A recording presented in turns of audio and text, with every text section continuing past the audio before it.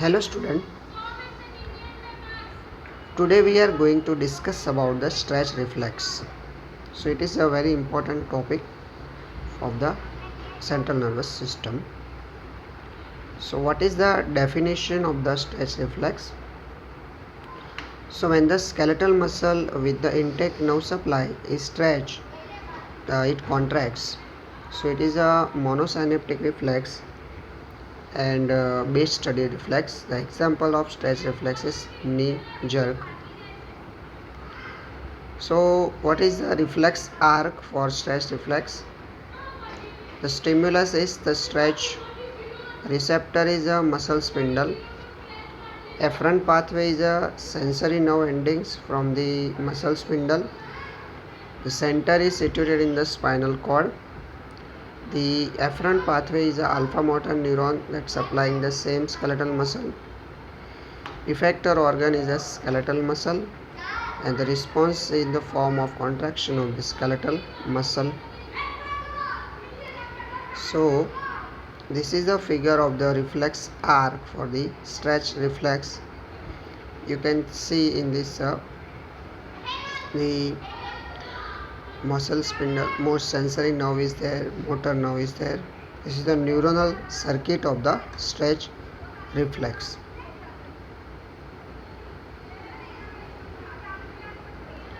So muscles and their tendons, it is supplied with the two special types of sensory receptor.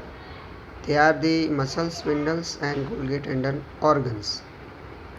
So muscle spindles that is distributed throughout the belly of the muscle and send information to the nervous system about the muscle length and rate of change of the length. Golgi tendon organs that is located in the muscle tendons and transmit the information about the tendon tension and rate of change of the tension. So these are the sensory receptor, muscle spindle and Golgi tendon organ. So each muscle spindle is 3 to 10 millimeter long. So it is composed of the 3 to 12 very small intrafusal muscle fibers that are pointed at their ends and attached to the gycocalyx of the surrounding large extrafusal skeletal muscle fibers. Intrafusal fibers are positioned in the parallel to the extrafusal fibers with the ends of the spindle capsule attached to their tendons at the either end of the muscle. Intrafusal fibers do not contribute to the overall contractile force of the muscle but serve as a pure sensory function. Now we see the structure of the muscle spindle. So this is the first figure of the muscle spindle. In that you can see intrafusal muscle fiber is there, gamma motor endings, capsule, sensory endings, afferent axons, efferent axons are there. Now let us see structure of the muscle spindle. So there are two types of muscle spindle intrafusal fibers are there, nuclear bag muscle fiber and nuclear chain fibers. Nuclear bag muscle fibers, that is 1 to 3 in the each spindle, that is 30 micrometer in the diameter and 7 millimeter in the length, in which several nuclei are congregated in the expanded bags in the central position of the receptor area. Nuclear chain fibers, which are about half as large in the diameter and half as long as the nuclear bag fibers. They are the 15 micrometer in the diameter and 4 millimeter in the length and have nuclei alike in the chain throughout the receptor area.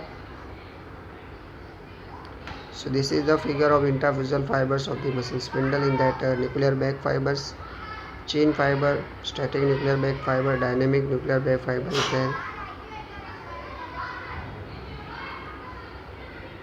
The central region of each of these intrafusal fibers has a few or no actin and myosin filament. Only the ends that contain the contractile elements. Therefore, this central portion does not contract while the ends do. So it functions as a sensory receptor. So this is a figure of muscle spindle. You can see in this nuclear bag fiber is there, nuclear chain fiber, then group 1a fiber, group 2 fiber, static gamma fiber, dynamic gamma fiber. So static gamma fiber and group 1a fiber supply both nuclear bag fiber and chain fiber. What is the sensory innervation of the muscle spindle?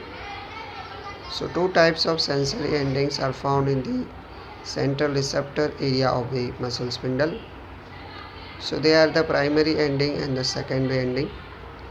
Primary ending in the center of the receptor area, large sensory nerve fiber that encircle the central portion of the each interphyseal fiber, that is known as primary ending or annulospiral ending.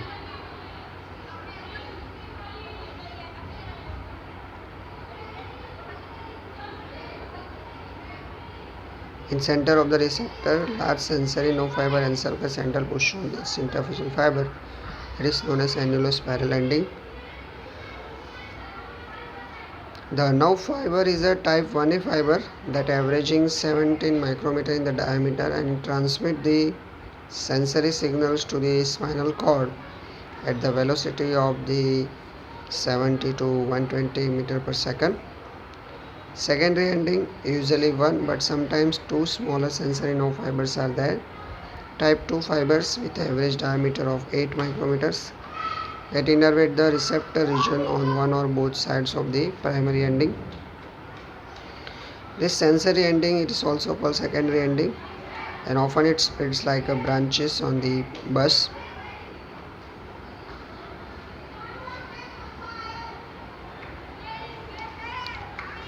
The primary sensory nerve endings is excited by both nuclear bag interphyseal fibers and nuclear chain fiber. The secondary nerve endings is excited only by the nuclear chain fiber.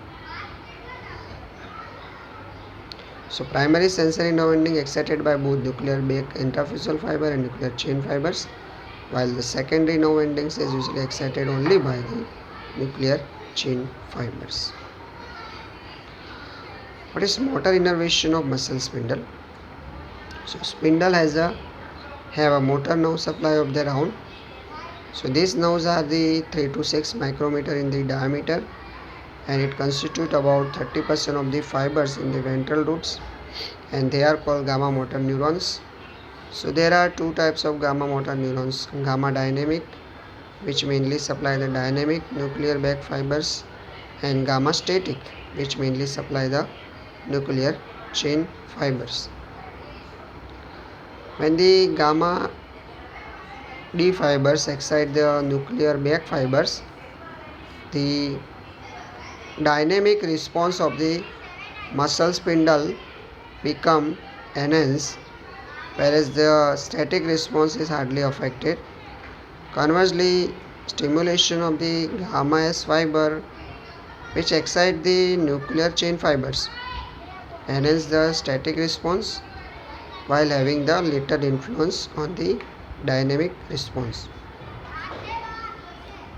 Static response of the muscle spindle. So when the receptor portion of the muscle spindle is stretched slowly, the number of the impulse it is transmitted from the both primary and secondary ending increase almost directly in the proportion to the degree of stretching, and the ending continue to transmit this impulse for several minutes. So this effect is known as static response of the spindle receptor. Dynamic response of the muscle spindle. So when the length of the spindle receptor increases suddenly, the primary ending is stimulated powerfully. The excess of stimulus of primary ending, it is known as dynamic response, which means that the primary ending respond extremely actively to the rapid rate of change in the muscle spindle length. The primary ending transmit number of excess impulse but only while the length is actually increases.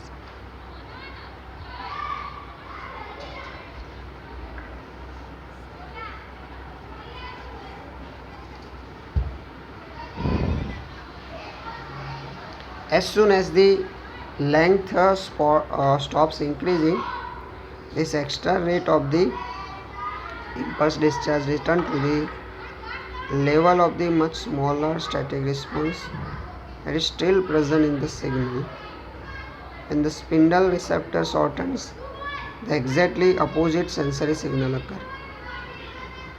The primary ending sends extremely strong positive or negative signals to the spinal cord to apprise if of any change in the length of the spindle receptor.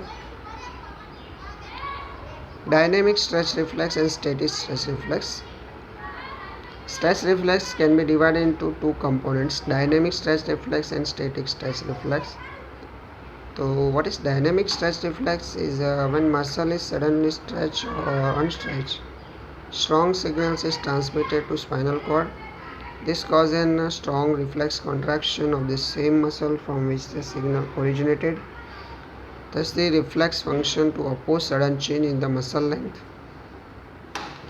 Static stretch reflex. The dynamic stretch reflex is over within a fraction of a second after the muscle has been stretched to its new length, but when weaker static reflex continues for the prolonged period after.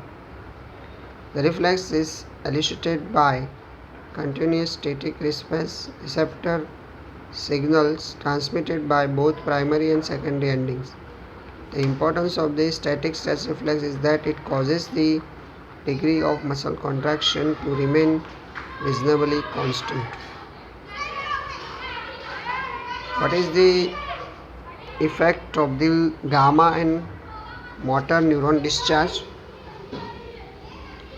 And stimulation of the gamma motor neuron does not lead to detectable contraction of the muscle because the interphyseal fibers are not strong enough to cause shortening. Its stimulation causes the contractile ends of the fibers to shorten and stretches the nuclear back portion of the spindle, deform the endings and initiate the impulse in the Wernicke fibers. That is turn it can lead to reflex contraction of the muscle. Muscle can be made to contract via the stimulation of the alpha motor neuron that innervate the extraphyseal fibers of the gamma motor neurons that initiate the contraction indirectly via the stretch reflex.